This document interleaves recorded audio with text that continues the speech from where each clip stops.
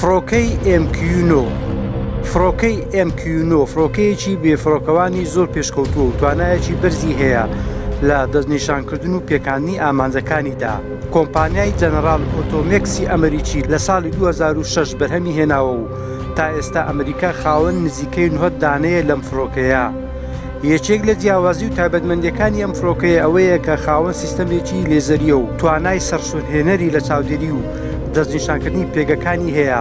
هاوکات موشک و تەقەمەنیەکانی لە ڕێگای لێزەرەوە ئاراسە دەکات بەبێ هەڵەکردن لە پێکاندنی ئامانجەکانی.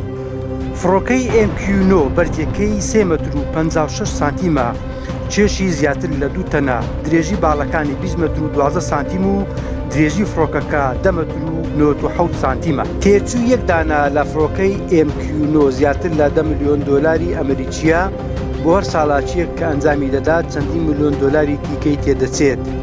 چێشی ئەم فڕۆکەیە بە هەڵگرتنی موشکەکانیەوە دەگاتە 4706 کیلۆگرام، دەشتوانێت بڕی 1.7 تۆن موشک و قونبلە هەڵبگرێت.